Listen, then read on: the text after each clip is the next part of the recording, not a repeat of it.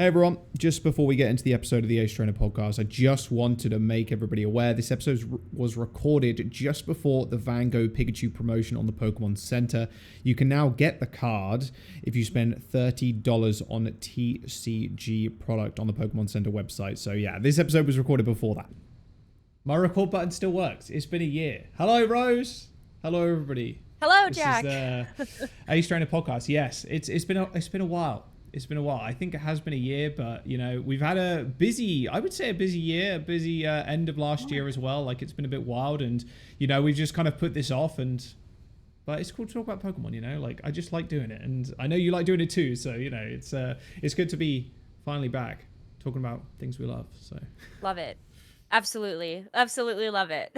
Although we won't be covering a year's worth of news. I will say that right now out the gate. There's been a lot of stuff, but the most recent stuff is, I think, stuff that we want to talk about because, my God, there's been a lot of news. There's been a lot of bits and pieces that have happened over the last few months. And we will start with the most hard-hitting topic right now in the Pokemon sphere, and that is Gogh. That is Gogh Pikachu.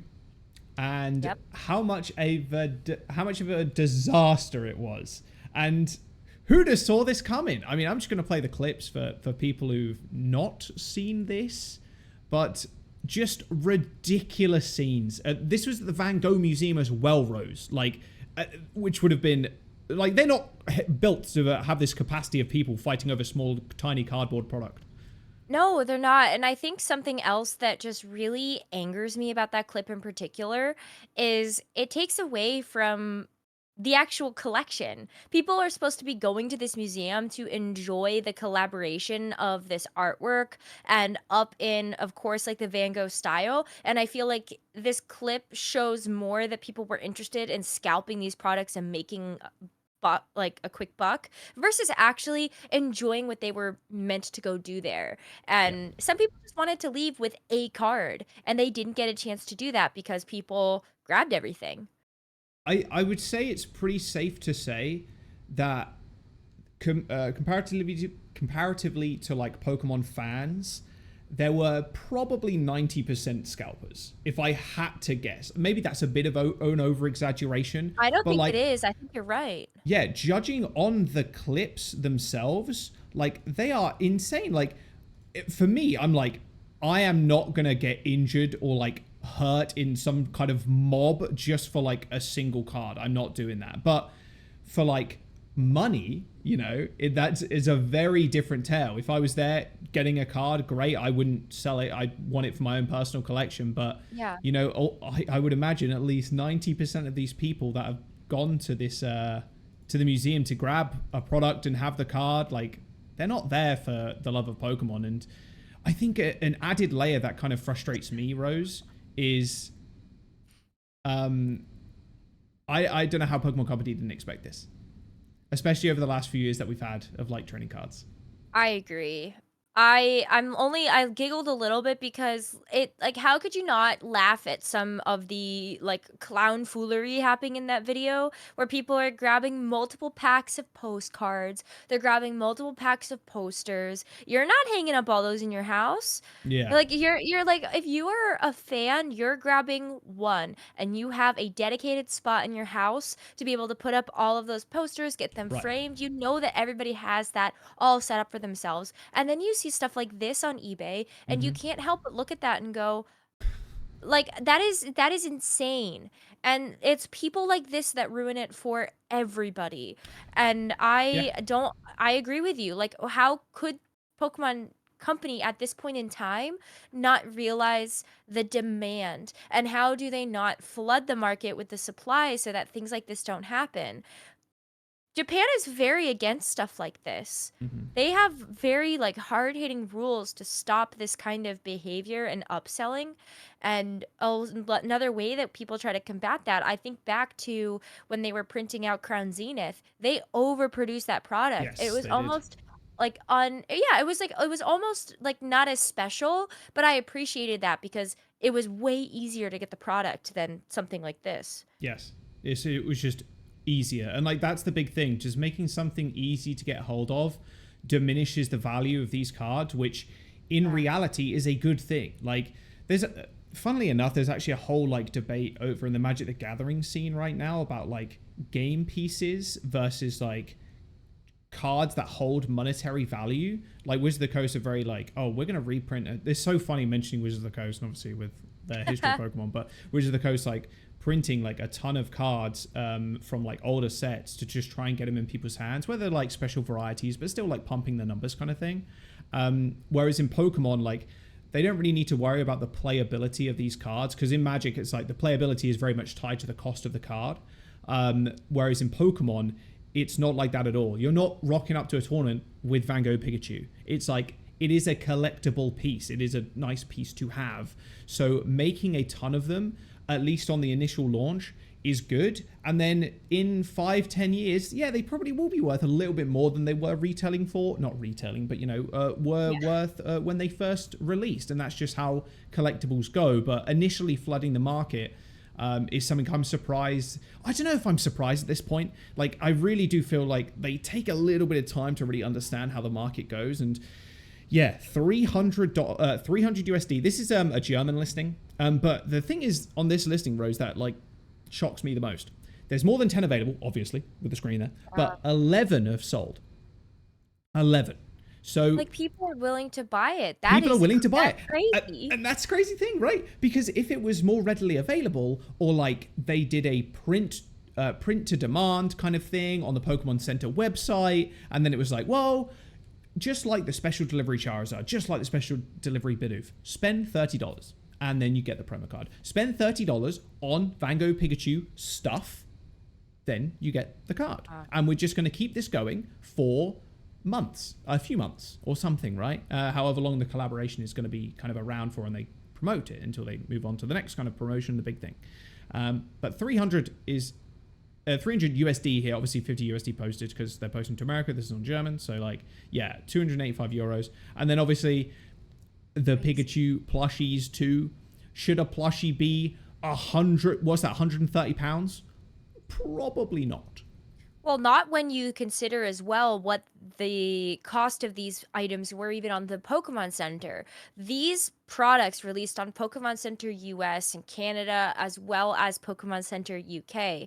And I remember that morning as well, everybody was glued to their PCs. Yep. I was in a ton of servers that were discussing when the drop time was going to be, because that hadn't been announced, but they were assuming, and correctly, that the drop would happen the same day that the Van Gogh Museum opened up to the public, Right. which that makes a lot of sense. People get a chance to get their hands on these products all at the same time. But the Pokemon Centers all crashed. There were several hours where the Pokemon Center websites weren't working. And even if you could see all the product, you couldn't buy it. You always got 404 pages. And I think blink and you miss it sort of deal. Like every single drop that happens that's special like this, everything sold out somewhere in the realm of like 2 to 3 minutes. Yes. And people, even up to this point, have had their orders canceled from this collection. That's rough. Like, having orders cancelled as well is kind of like a problem. Like, again, printing to demand, like making this stuff to demand is infinitely better in the short and long term. I remember, man, what set was it? Was it Crown Zenith? There was a set before that where I was trying to get like Shining Fates. Shining as Fates. well. Might have been Shining Fates, or was it the UP? I know. I think it was the Charizard UPC collection or whatever. The Ultra Premium collection. I think it was that. Yes, it was that one that I got blocked from the website. It was just like, nah, you're a bot. And I got blocked. I was like, okay. Well, I found it at Barnes & Noble for retail, so I was like, okay, I'll just buy it there. Like, I just found one. I was just out somewhere. I was like, oh, sweet.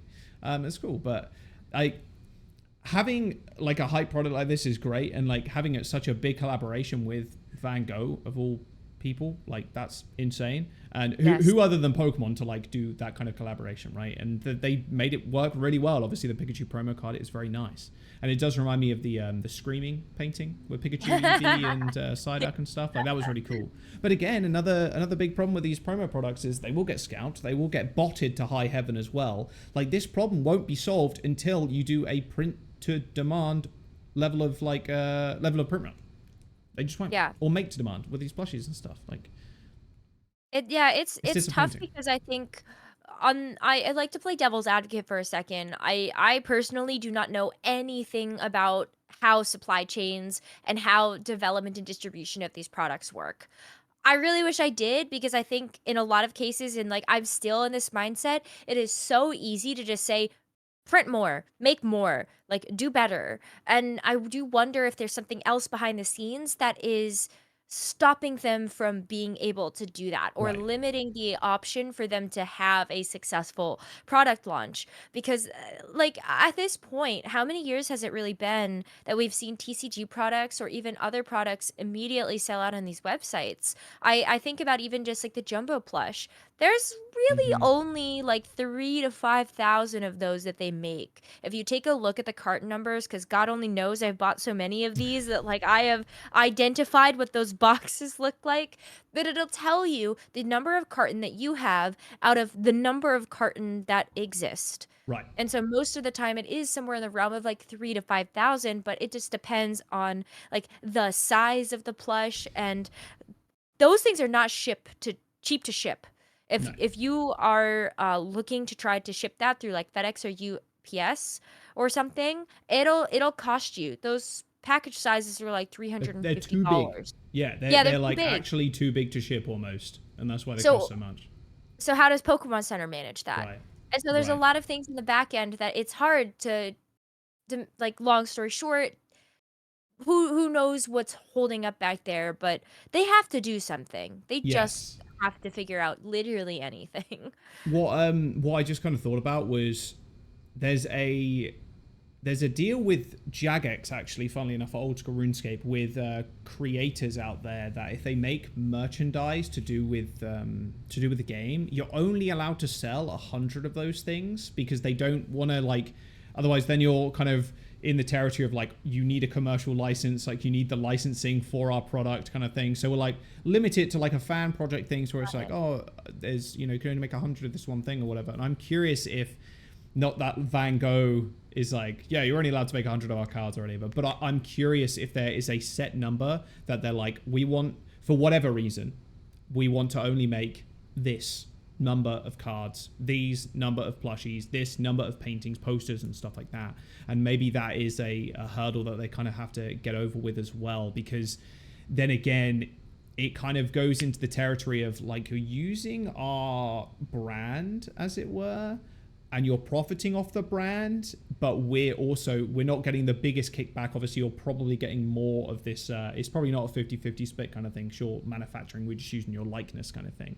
So I'm wondering if it's something to do with that. I'm not sure though, because Pokemon is like the biggest media empire in the world currently, right? So True. maybe that's not the case, but I thought that would be quite an interesting thing to kind of wrap your head around, and maybe something that people have not thought of before. But it doesn't take away from the fact that Pokemon Company, please, for the love of God, stop doing stuff like this. Honestly, just stop doing them in physical stores because people will get hurt and That's people will. dangerous.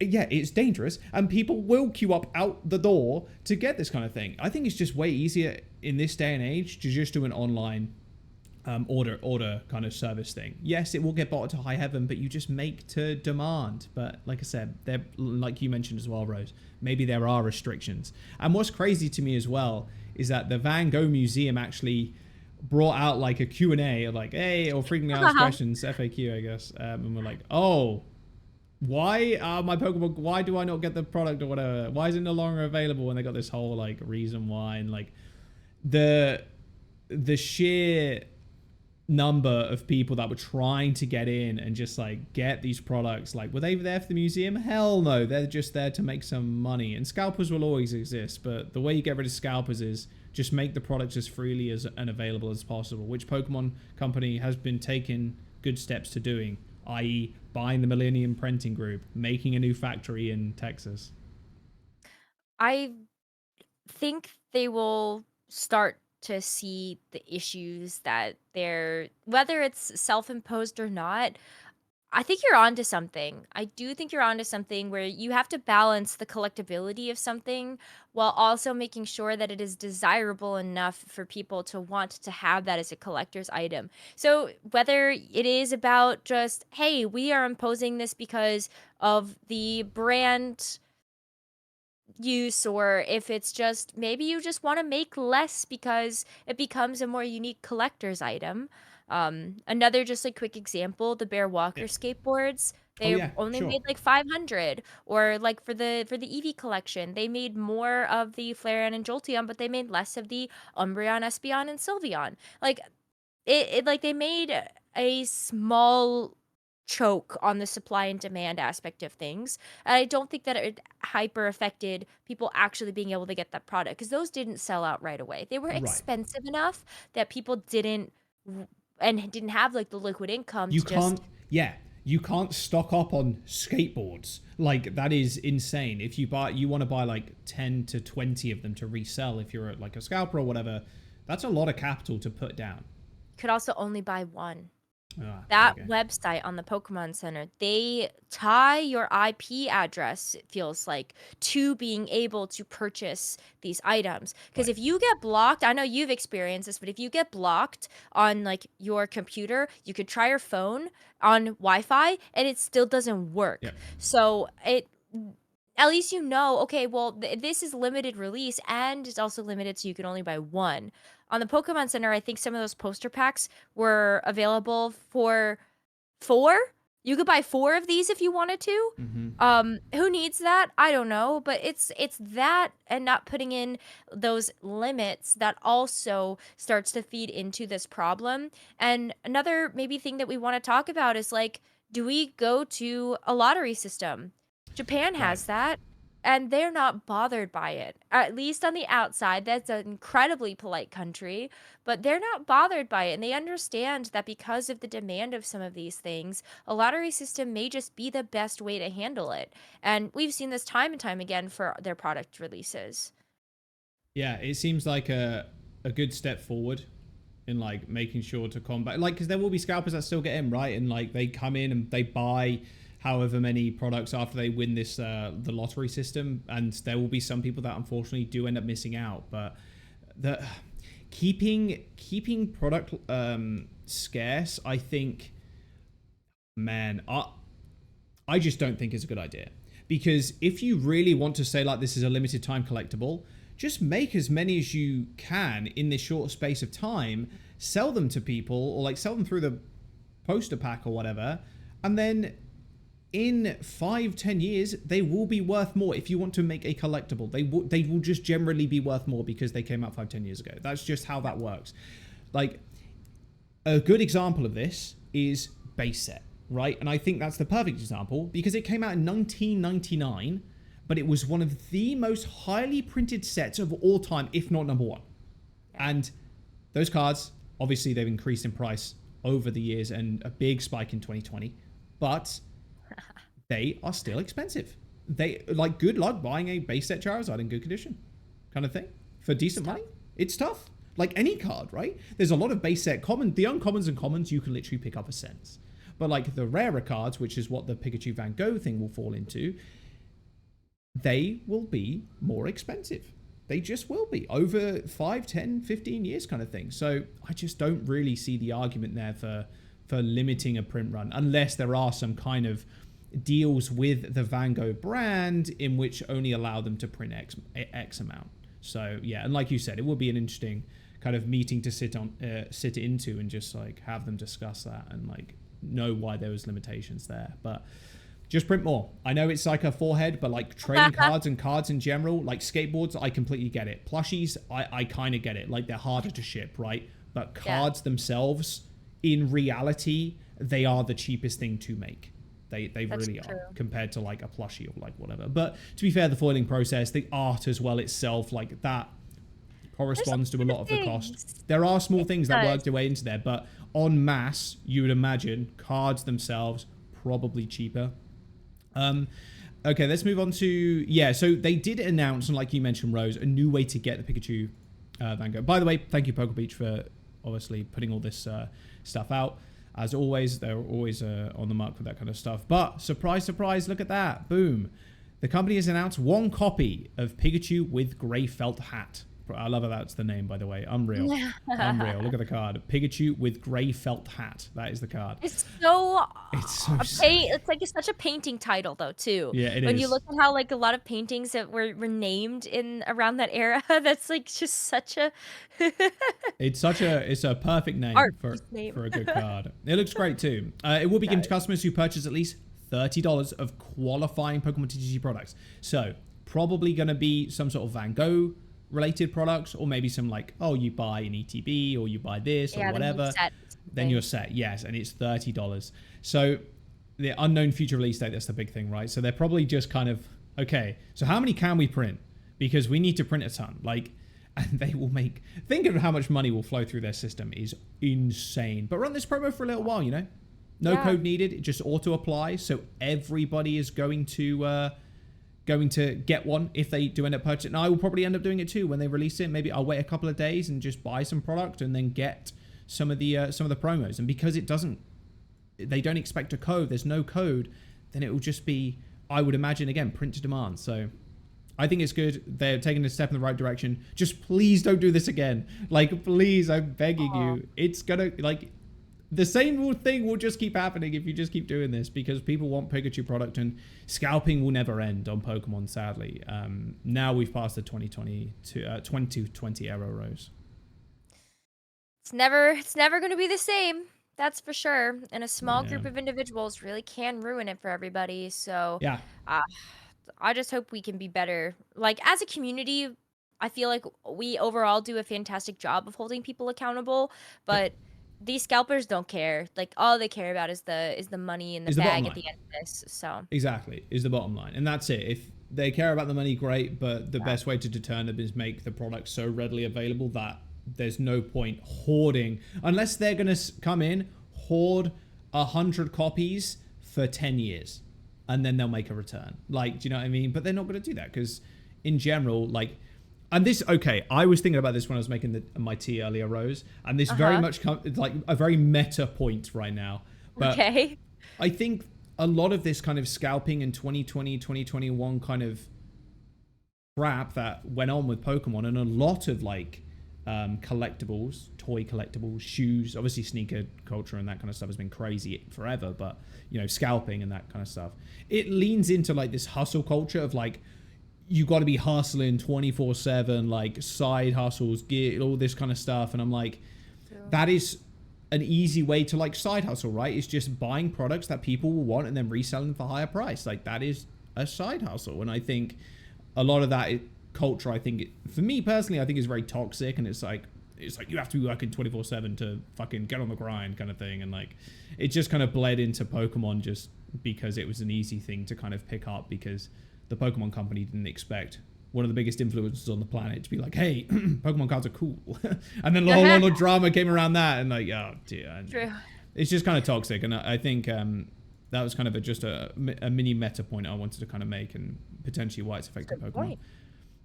Rose, this is something you linked to me a minute ago, and I did see this as well. This Pokemon trading card game classic collection. Oh man. Oh man. So I feel like we need to take a few steps back, because this got announced at the Pokemon World Championships, which this year, for the first time ever, were held in Japan. One, that was an incredibly exciting experience. They had their very own pop-up Pokemon Center at the event itself, like they've started to do at these other World Championships. But alongside that, I went to Japan for the first time, and in the entire like Yokohama and Japan area, the whole place was covered in Pokemon. I have never seen anything else like this in my entire life. And it was special to me for a few reasons. Pokemon was born in Japan. Pokemon World Championships have never been to Japan. And so to see that collide and to see everybody local enjoying the brand, yeah, okay, yeah, scalpers still exist, right? But to see, it was so wholesome, because I remember there being raffles for like all of the mini events that were around Worlds too. So like all of the nighttime performances, or the market where you could go play Pokemon games like Magikarp Go Fishing, and you could buy like Magikarp Taiyakis and things like that. those all sold out. They I had a bet. lottery system for that, and the demand was so high that I didn't get any of those. My friends didn't get any of No. those. They had several showings and several time options for you to be able to go enjoy these things, and it didn't you just couldn't. And a lot of people were really mad about that from, like, the US standpoint, but Right. Japan's so used to this. It was just kind of like riding a bike, like, you know that a raffle's coming. If you don't get it, that's kinda sad, but you move on. And at the end of the day, I wasn't upset anymore because I saw so many locals enjoying a brand that we also love. And I remember when this product got announced in the arena at the World Championships, and I have never heard an eruption of cheers and like applause that loud before. That's People cool. were digging this.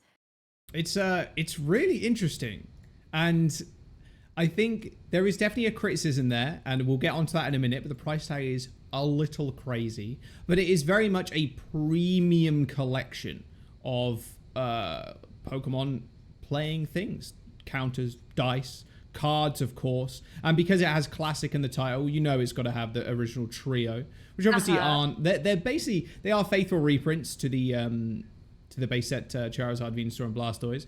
But I'm kind of hoping, by the way, they do have the same holographic foiling because I think the holofoiling was amazing. But they do have their little stamps, of course, in the bottom left now. We don't do bottom right anymore, which is quite cool. And you can kind of see. You probably can't see on the stream here or on the video, but it's out of 34. So there's 34 cards that are being printed here. And the set itself, it does come with 3 60-card decks.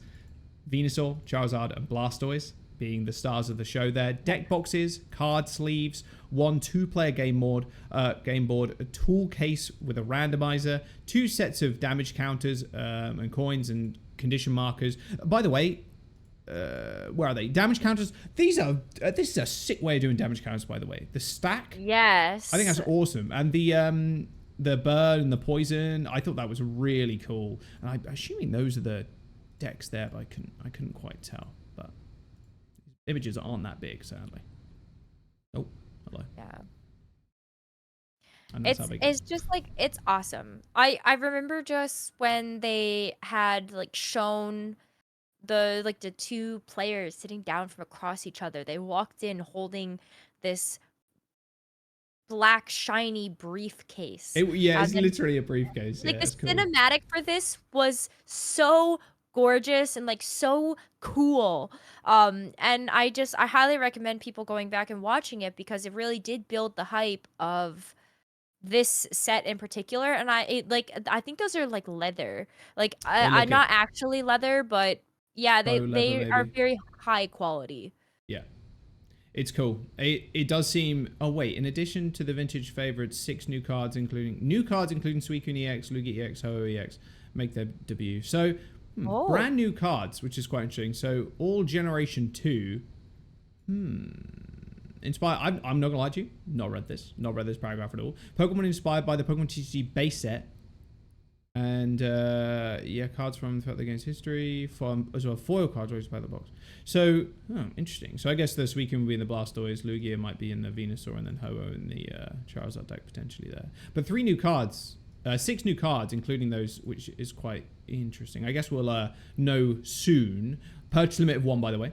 Although, who's buying more than 1? It's $400. And that I would say that's probably the biggest kind of dissuader here is the price tag, and it's definitely the biggest negative of this product because overall it does look beautiful, Rose. Like this little box here containing all of the damage counters and whatnot, and then the randomizer. You put the little ball in, then it goes into the little Yeah. circles. Assuming you can obviously heads or tails with the little line or not. I guess you make up those rules, but the presentation is just insane. And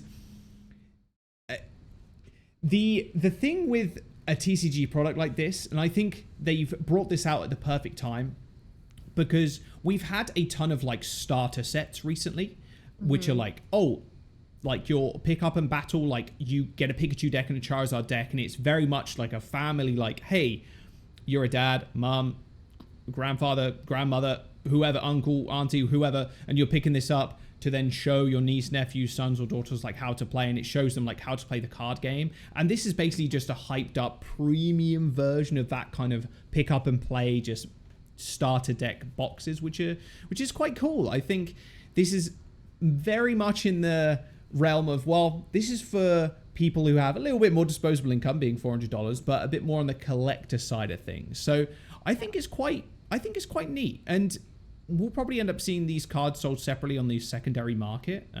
So if you wanted to pick up those, you'll probably be able to get them. But I think for me personally, if I were to get something like this, because again, this game board as well looks very, very clean, minimal, which is what I love. I love minimalistic stuff.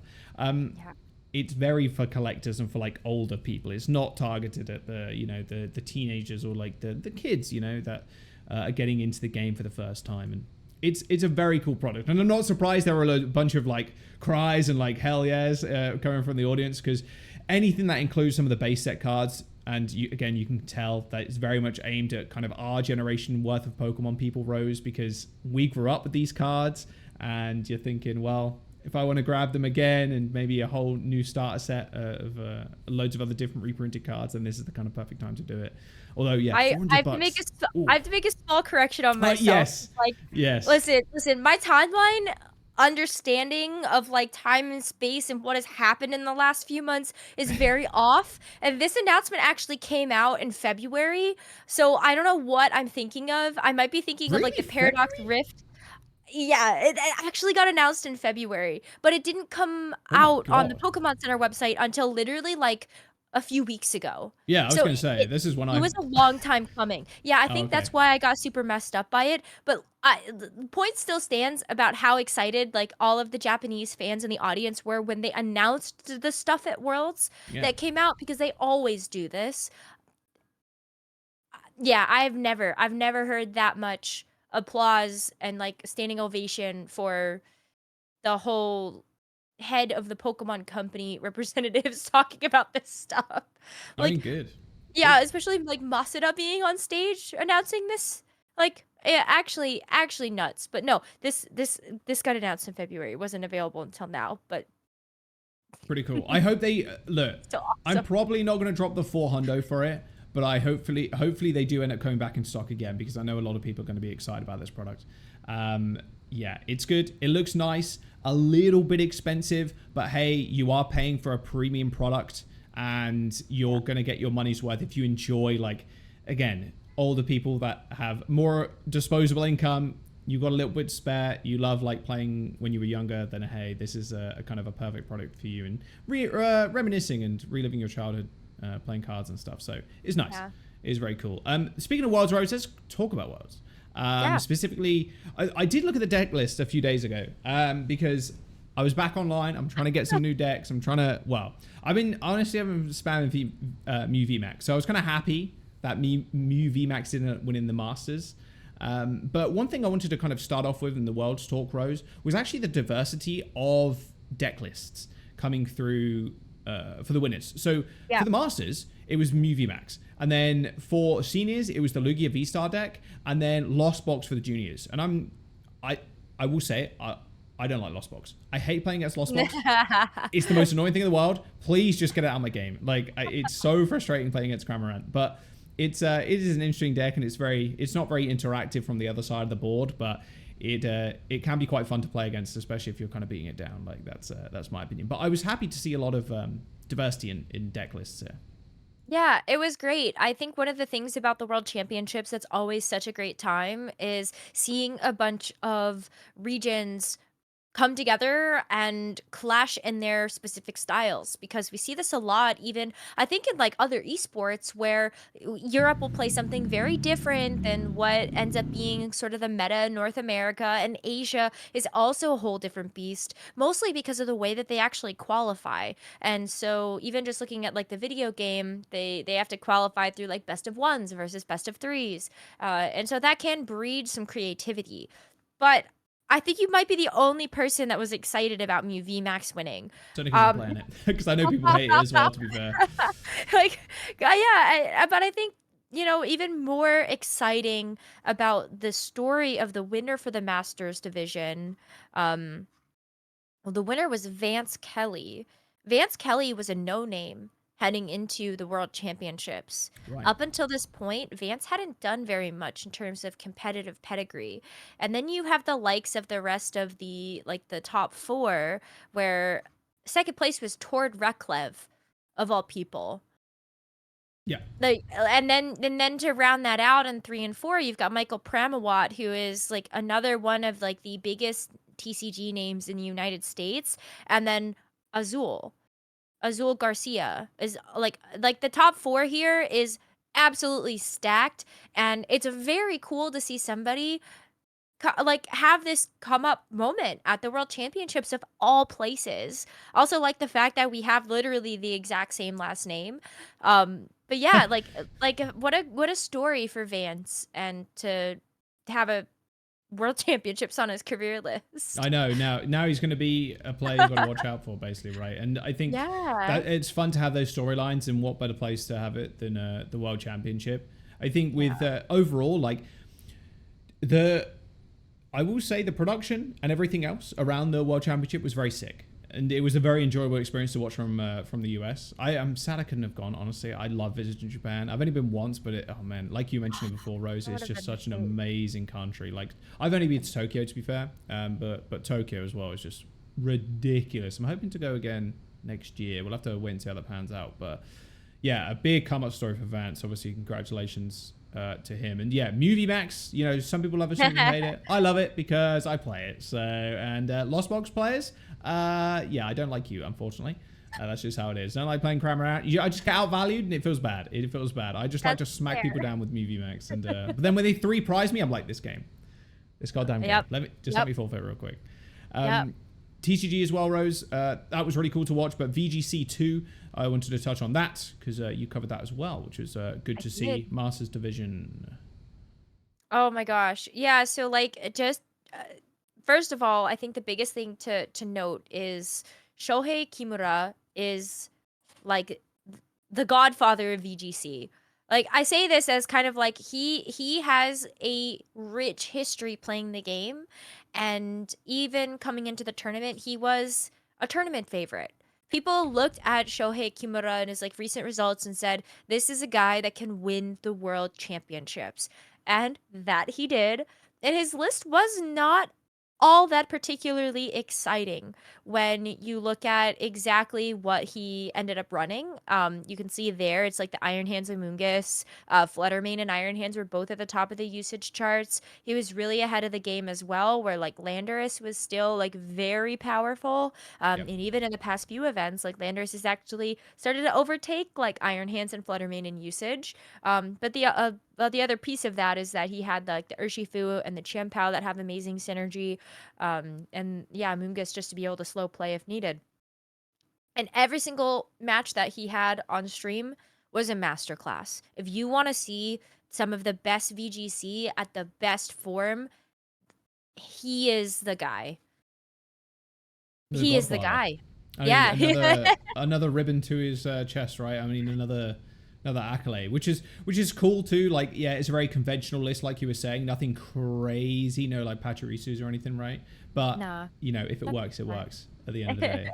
And I think Yeah. what was really cool about just having a champion that people expected in a way too is solidifying kind of your legacy, and how much further can you really go? Can you take a back-to-back? Can you just continue your reign? I think it's quite cool on the other side of the coin too with the TCG Masters was, well, this guy came out of nowhere. But then if it's like a returning champion, you know, you can compare it to people like Faker in League of Legends, for example, like someone that is a godfather of the game and like just continuing dominance. It's very cool to see, no matter what year it is, no matter what generation it is, and no matter what Pokemon you're using, still like that the mind is there. The mind, Yeah. the neural pathways, they are connecting and will always be connected, which is quite cool. And then the rest of the divisions for this as well, though, it was a clean sweep by Japan. Japan won It was. juniors, seniors, and masters. I actually casted the seniors match, and there's a Sylveon there. There This it was is. probably the most unique team, and when you look Hisuian at like Arcanine, which is quite cool. it was cool, yeah. Like that was a Pokemon that like it started to pick up a little bit, but like the Zapdos, the Gastrodon, and the Sylveon were the three pieces of this team that a lot of people looked at and went, "Huh." Like, why is it here and why is it doing well? And a lot of the actual aspect of this team is its bulky offense. So, like, you just withstand attacks, you're slower than everything, you can expect that, and then you set up Tailwind and you just go really fast. Or you're bulky enough that you can withstand turns of Trick Room.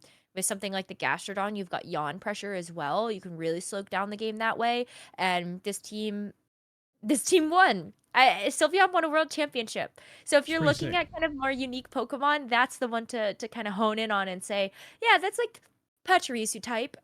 Yeah, sure. Yeah, definitely. Sylveon's not exactly something you see every day, so it's quite Yeah. cool. And of course, you got to have the Urshifu. Like, it feels like Urshifu is one of Yes. the top tier right now in terms of pick rate across the board, including in the juniors division 2. I mean, it was kind of nice to see a Dragonite in there. I will be real. Like, a lot of the earlier generations of Pokemon, you've seen them kind of faded out over time. Like, you get obviously the Sui and Arcanine, which is Generation 1, but then also Arceus mode. Like, and it's Yes. cool to see Generation 1 Pokemon kind of still kicking it, I will be real, with Dragonite. What was the set? Choice Band Inner Focus. Okay, Extreme Speed Area Lace. All right, okay, kind of makes Yes. sense. Super, super offensive. And Yeah. like this team is, I think, what would lean into more of like a hyper offensive style. And watching this one as well, it was so clinical. Like you sat the Tailwind, like Urshifu and Dragonite can just kind of go for it. I think this Tornadus also had Rain Dance, correct me if I'm wrong. Um, so I want to say that Uh, that was a Rapid Strike Urshifu. the Tornadus had Tailwind, Taunt, Bleakwood Storm, and Leer. Yeah. Oh, Leer, never mind. Okay, yeah, that was like a more unique tech because like Yeah. Leer it really allows like the physical Pokemon to just like hit super hard. Um, and so it was just really interesting because even when you look at like the TCG, whenever you look at seniors and juniors, you always see a glimpse of what Masters compositions would look like. You get a chance to look at that and go, yeah, okay, like I kind of expected Lost Box there. I kind of expected like the what was it, the Arceus, I think, um, for seniors for TCG. But Lugia. oh, the Lugia Lugia, yeah, Arctops, but yeah. those were all like the A++ decks in the Yes, meta at the yes. time. And in seniors and juniors for VGC, it's not that different. Except for some of these tech choices that I feel like you can look at, like the Leer Tornadus, and go, "Whoa, that is unexpected."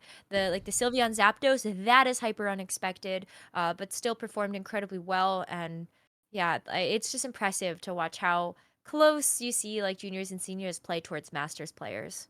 Yeah, I mean, hey, Masters is on the horizon. Maybe you can pick up a W. It was cool to see, yeah, Japan too. Home country advantage potentially, Yes, sweeping maybe. through VGC. My word. No, grats to Japan. Did they win seniors too? No, that was Brazil. Sorry, my Yeah, bad. Oh, they and didn't. Taiwan They for didn't juniors. They get didn't win TCG. TCG. No. No. Uh, for Go, I don't remember. Go. US. United States. United States. Yeah. Mhm. 3 US, and then Chile for 4th, and then Japan came in 5th for Pokemon Go. Okay, Mhm. interesting. Yeah, Obviously, I it's didn't watch too much of Axton the is Go. like the person that Hmm. people had looked at and said, "Oh, I think like he can get it." And I believe that made him the only Go player to have won a regional, an international, and a world championships. Oh, the Um, trifecta. Okay. yeah, he really I think he completed that in the two I don't think it was the 1 year, I think it was the 2 years, but he was always one of like the top Go players. Um and Worlds was definitely no exception. Wadaj and Rubik's Master are also the two players I think that were fan favorites coming into this one, and it was a very exciting competition from what I heard from the Go stage. Well, good to know. I mean, yeah, the Yeah. worlds in general, like I mentioned before too, shout out to production because, yeah, the production was also really good. Really enjoyed it. It's nice seeing, especially being on the other side of things. I don't think as a spectator you normally really take it into account, but for me, I'm like, man, production's sick today. Like, you can really tell how much effort they put in, which is fantastic. Yeah. Right, Rose, there is a new set coming up. It Yes. is Paradox Rift, and this is a funny thing we actually discussed in our last episode, I believe, and like how many sets they're kind of pumping out recently. And they were announcing like sets before the set they announced like a month ago was even released. Like they were like 2 sets. Oh, like, and it was just like, oh my god. And like Paradox Rift right now is the only upcoming set, and I'm like, okay, maybe it was just like a speed run at the start of the year to get as many sets out as possible. Because right now, Paradox Rift fingers crossed, is the only one coming out soon, and we're not going to get 2 more announced in the next few months. So, I mean, don't forget though that we had 151 that broke up the yes. releases for between Obsidian Flames and Paradox Rift because that was also a time and a half trying to get product for it. But I feel like Oh my even god, that, yeah. the set list is so small that people haven't really tried to scalp that product too much. There just really aren't that many chase cards in it that I think people would want to actually pull themselves, and you have a very high likelihood of doing it. But yeah, this is the one. Sorry, this is the set that got announced at the World Championships, Yes. where they announced like the past and the future paradox Which is quite part cool. of the EX. Yeah, that's sick. Like, With look at that. That's yeah. sick. It reminds me of a double strike and single strike kind of thing. So they're going to have the future Pokemon and then the past Pokemon. So I like, again, this happened a while ago. Was it in no, it wasn't in Black and White. X and Y, I believe, and they had the half and half cards, and it was like, oh, That half was fairy, double half grass. typing. Double Yes, typing, yes. But this isn't double typing, but it is kind of splitting the card in like terms of design, and I I really like love it. it. Yeah, I I'm a love big it. fan of this. Double typing was a little bit confusing, but if it's just like a subtype, like this is an actual type, but they are future Pokemon, I really like the way the cards look. So we have a future card there. Oh yeah, the Iron Bundle also gets that was on the reveal, I believe. Yes. Gets the future card, and then the EXs too look really nice in that kind of style with future. So obviously Iron Hands EX gets the futuristic typing here. Yeah, it was such a fun reveal too because that Oh, one there's ancient. I'm will also link in the description below. So we'll have that for you as well as the video for the trading card game classic. But this one was super fun because like as soon as you got a chance to get really into it, like you see Screamtail pop up and then you see the actual look of the card, and they just do this over and over for a bunch of the other ancient and like future paradox Pokemon. And now to be able to see like the full set list, it's just like gorgeous. Yeah. These cards are gorgeous and they get better and better every single time. Yeah, again, they are very much, I think, pushing the boundaries in terms of artwork recently. And I think, okay, a good example is this Absol. It looks trippy as hell. It does remind me of very like Generation 3 kind of stuff when they were really almost Yeah. experimenting with very strange, like I don't want to say spooky, but it's just like, it's very out there artwork. And they're kind of doing it here as well with Brute Bonnet. And Mhm. it's just kind of sick, and it works very well with this kind of border. And I really like the ancient one because it's like sediment layers. I thought that was kind of cool. Yeah. Very good way of doing kind of showing ancient. And of course, all the EXs kind of get the same treatment here, and Terra typing as well, Rose, which is quite interesting. So with Terra typing, as long as this Pokemon is on your bench, prevent all damage done to this Pokemon by attack. So a lot of TCG cards out right now, they're like bench hitters as well. So it's kind of cool to see that. And you have to run this steel and fire energies to make sure you can cover all bases, because you're probably going to have other steel Pokemon in there. But with the Terra typing, they're a certain type, but then their attacks lean towards their Terra typed. So it's reminding me a little bit of like Delta species kind of vibes, where they Yeah. were like dual typing, or like it was like type shifted. Mewtwo was a good example. And I think actually saying that, hang on, yes, Mewtwo got an electric version, and the Delta species version of Mewtwo was electric. So there's a small like harken back there as well, which is quite I cool. love that. Yeah. It's so cool to see the through lines between all of these sets, and I love that you pointed out the similar art styles, like that coming back. I think 151 was the set that really sparked my interest for a very similar reason, is that the art was very Very. nostalgic. I Yes. guess is how I'd put it. And this too, but then like you get to some of the other cards like the Iron Jugulus here, or even if you take a look at some of the secret rare or the illustrator rares that Oh, got I mean, released, these are like just ridiculous. how like I need all of these. Like the Iron Moth in particular, I think was one that This one's one of my favorites. really got me excited. And Yeah. then the Very do you see spacey. like Like the that background is Slitherwing? crazy. It's freaking gorgeous. It's Mantike freaking is gorgeous. one of my favorites, just underwater. Yeah. Very cool. And then you got the classic double side card, almost double side card here, or like extended art, sorry, I should say. Plusle and Minum. So it looks like Mhm. Plusle has won. Whatever sports competition is happening on the team TV right now, Hustler's one. Minor is very sad. Same with his trainer up in the back. So very Yeah. nice. But then, like I mentioned before, we're getting into the stage now where a lot of these alternate art, these character art ones, they're getting very trippy. And like this is a very good example of that. Brute Bonnet with some unreal, like acidy kind of, like, my God, it looks insane, but it's good. I think character arts, they should be completely out of the box. They should just be, hey, artist, whoever, boom, do it your own style, do it well, and then just whack the Pokemon in there somewhere. And they do a very, very good job of that. And I'm super happy that these are becoming like more commonplace, and super happy that they are very common in packs as well. They're as rare as a rare at this point, which is great. Yes, I agree with that. I think it is exciting to open up Pokemon packs because of the chance of getting something like a double hit. That Golisopod is so It's very pretty. cool. That just got announced, I think, like a few days ago. Yep. Or, yeah, I might not be misremembering that this time, No, but I it was do a few think days that ago, got, yeah. yeah. And they keep coming out with more cards that are, of course, like from the different Japanese sets that have also come out. We're trying to keep up with the pace of those at the Yeah. moment, but yeah, it is a lot. But it is still very cool. I know some people are still very overwhelmed by the amount of hits that you can get in these sets. 'Cause like It does. even it's a lot. It is a lot, and I think there's a good and a bad thing kind of here, right? It's like, I don't want hits too often, because when I do get hits, it feels bad. Like, it doesn't feel as good. Sorry, it doesn't. Not that it doesn't feel good. Yeah, it's not but, as exciting. It's not as exciting, right? And you look at, I mean, you go back to like 1999. If you got holo, excellent. But like in the Japanese sets, you got a holo every pack.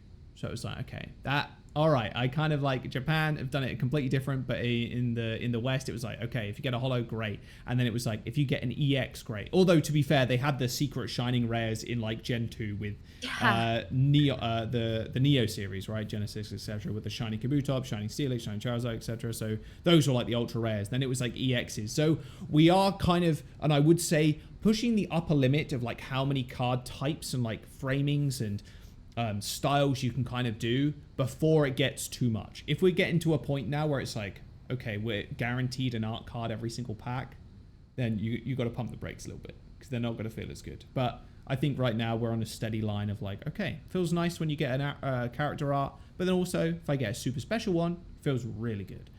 Here's another Terra type, by the way, with a Frostlass, Grass Frostlass, but then obviously has the Water type attacking, which is really cool. I really enjoy this Terra type. It does force you into an archetype of like, okay, I want to go Grass and Water, but there's probably a lot you can kind of do with that. So we'll see if they do end up impacting the meta. One last thing before we wrap up, Rose. Very prominent to this set: silver border versus yellow border. If you were gonna bring that up, I was about to. Okay. Silver border. Oh, I'm so on the silver border train. I think they look the best. I think the cards look the cleanest. And I hope it stays. I hope it stays. I'm in two minds, because nostalgia makes brain go burr. So True. Yellow border for me is very excellent, but I think with a silver border, it does make the card look a lot cleaner, because yellow in general is a color, especially the bright yellow that Pokemon does. It's not garish, but like it's very bright. And the silver just makes the card pop a lot more, I think. So in general, I think silver is probably a little bit better, because it makes the blues, the reds, the greens, the yellows, everything else like stand out a whole lot more. And I think with the yellow border, what was quite interesting with lightning type Pokemon, with electric type Pokemon, it kind of like melded into one in a way. So like silver are very neutral. So I think I am slowly coming over to the silver border train. It's going to take a little while, I believe, but it does make, for example, the electric Pokemon cards stand out a little bit better. And we're more in line with Japan now. And I'm curious if we're ever going to just swap over to the Japan card backs. That would be insane. I think that's a little bit too far. You've got to have some sort of differentiation. Like, yeah, I like the Japan art backs, but having a separate one for the English one is quite cool. But yeah, I think they're great. And let us know in the comments below what you prefer as well, if you've reached this far: silverbacks or silver border, sorry, or the yellow borders. I think me and Rose are both on the silver border train. At least I'm getting there. But Oh, that wasn't the last thing. I take it back. There's one more thing. There's one more thing I want to do. It's a Pokemon card of the year, Pokemon card of the week. I was going to give it to Giovanni's Charisma because I picked it 10 minutes ago, and honestly, one of my favorite cards of the sets recently. Like 151, I was like, man, I love Team Rocket. I love Giovanni. Boom, secret art. So sick. I don't know what else I would have expected you to pick for this, honestly, because I feel My like, favorite card of the set. yeah, it really is though. I think a lot of people look at this card and consider it a chase card, but I think also one of the really neat aspects of this card in particular is that you get a chance to see more of Giovanni's personality. That's not something you really get out of the anime. All you see him is kind of like this big bad boss. And if you watch some of the movies, you get to see a little bit more about how like cutthroat and ruthless he can be. But this also shows, I think, like a softer side is what I'm getting. Like, look how much his Persian loves him. Exactly. I love it. Yeah, it's a good shout for sure. He's still a trainer and he still loves his Pokemon, you know, and like he likes the like looking at this image, he likes the finer things in life. If I were in the Pokemon universe, I would imagine my apartment to look something like this. And just also there's a Master Ball in the back, which is quite cool, but there's a cabinet of Pokemon Pokeballs in the back. If they got Pokemon in, I'm not sure, but that is definitely something that I would have set up. And actually, I mean, you've technically got that set up almost with all the one company Pokeballs. I do have that, but there's no Pokemon in those, so there's no Pokemon in those ones, yeah. Exactly. No, but I really like this artwork, and it's easily my like chase card of the set. And I think you're right. I didn't really think about that. It does bring out like a softer side of the character, which I think is what the card game does very well. Is show different sides of the characters just in small artwork. So yeah, it's great. Right, Rose, that is it for today's episode. It's good to be back. Yeah. Hey. We'll have to do more of this. We're going to do more of this. So, like, subscribe, listen, comment. You guys know all the things to do. It's all on Spotify. It's all on YouTube. Make sure you click all the like button and the share buttons and whatever. But appreciate you all for listening this far. And Rose, thank you for coming on. Yeah, it's good stuff. It's good to talk about Pokemon again. That's all I'm going to say. I'll see you guys soon. Yeah.